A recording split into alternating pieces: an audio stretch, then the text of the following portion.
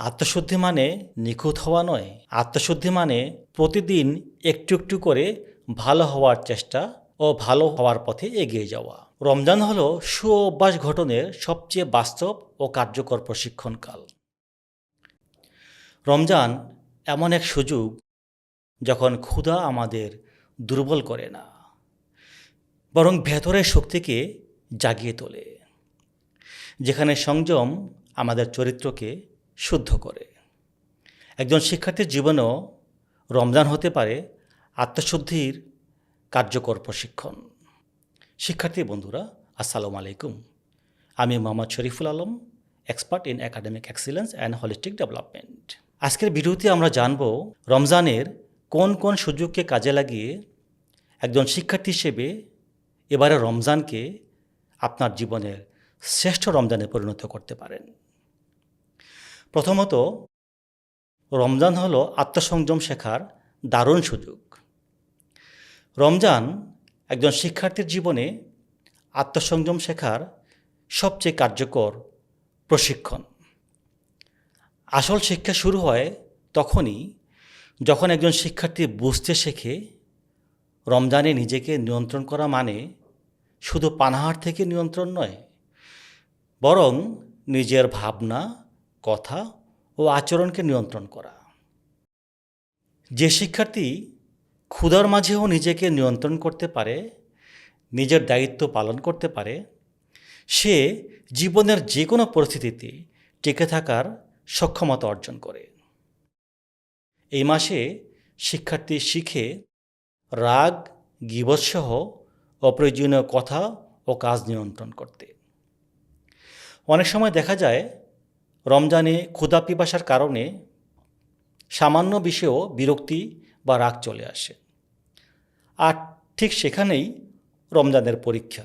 কথা বলার আগে একটু থামা, প্রতিক্রিয়া দেখানোর আগে একটু ভেবে নেওয়া, এই অভ্যাসগুলোই একজন শিক্ষার্থীকে পরিণত মানুষে রূপান্তর করে। অশালীন আচরণ, মোবাইল কিংবা সোশ্যাল মিডিয়া কিংবা গল্প আড্ডায় অপ্রয়োজনীয় সময় নষ্ট করা থেকে দূরে থাকা, কাউকে কষ্ট না দেওয়া, এগুলো আত্মশুদ্ধির বাস্তব অনুশীলন। রমজান আরও শেখায় চোখ, কান ও জিহ্বাকে কীভাবে সংযত রাখতে হয়। কি দেখছি, কি শুনছি, কি বলছি, এসবই আমাদের চরিত্র গঠনে গভীর প্রভাব ফেলে। একজন শিক্ষার্থী যখন নিজের ইন্দ্রিয়গুলোর উপর নিয়ন্ত্রণ প্রতিষ্ঠা করতে শেখে, তখন তার মনও ধীরে ধীরে শুদ্ধ হতে শুরু করে। আসলে আত্মশুদ্ধির প্রথম ধাপই হলো নিজেকে নিয়ন্ত্রণ করতে শেখা। দ্বিতীয়ত, আল্লাহর সাথে সম্পর্ক গভীর করার সুযোগ হলো রমজান।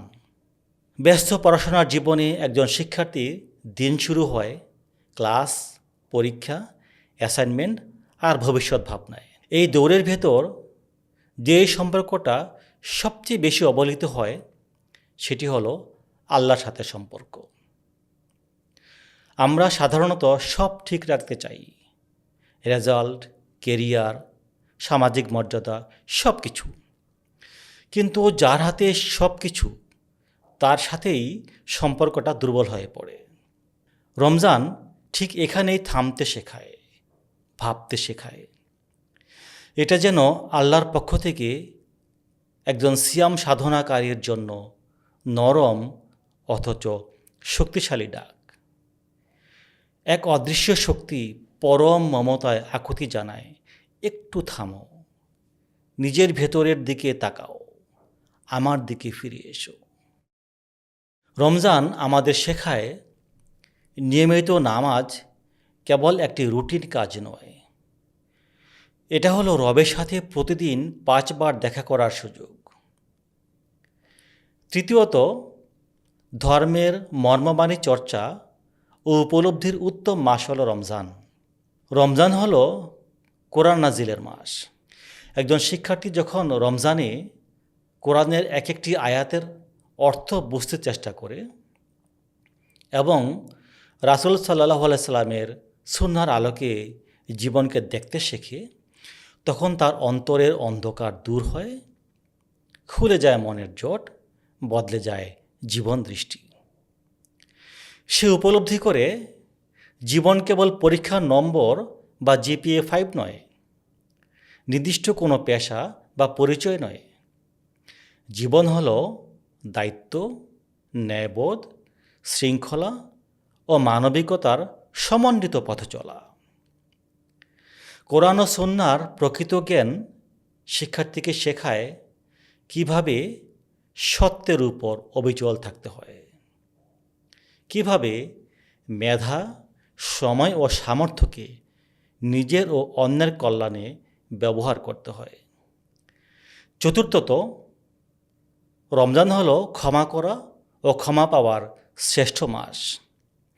এই মাসে আল্লাহর দরজা খোলা থাকে ইস্তেগফার ও দোয়ার জন্য, যা একজন মানুষের অন্তরে অনুশোচনা হালকা করে দেয়। একজন শিক্ষার্থী যখন স্বীকার করে আমি ভুল করেছি, গাফেল হয়েছি, দায়িত্বে অবহেলা করেছি, তখন তার সামনে পরিশুদ্ধির দরজা খুলে যায়। কারণ অনুশোচনা আত্মশুদ্ধির প্রথম ধাপ। পঞ্চমত, রমজান হলো চিন্তা এবং চরিত্র শুদ্ধ করার ও সুঅভ্যাস গঠনের মাস।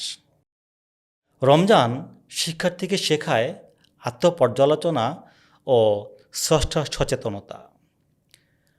আর এই আত্মপর্যালোচনা ও স্রষ্টা সচেতনতাই হলো আত্মশুদ্ধির মাধ্যম। মনে রাখবেন, আত্মশুদ্ধি মানে নিখুঁত হওয়া নয়। আত্মশুদ্ধি মানে প্রতিদিন একটু একটু করে ভালো হওয়ার চেষ্টা ও ভালো হওয়ার পথে এগিয়ে যাওয়া। রমজান তাই নিজেকে নতুন করে গড়ে তোলার মাস। প্রিয় শিক্ষার্থী, এবারে রমজানকে জীবনের শ্রেষ্ঠ রমজানে পরিণত করতে আপনি কতটুকু প্রস্তুত, নিচে কমেন্ট করে জানান। আজ এ পর্যন্তই। নিয়মিত মেডিটেশন করুন, ইতিবাচক থাকুন, এগিয়ে থাকুন ক্লাসে, এগিয়ে থাকুন জীবনে। আসসালামু আলাইকুম।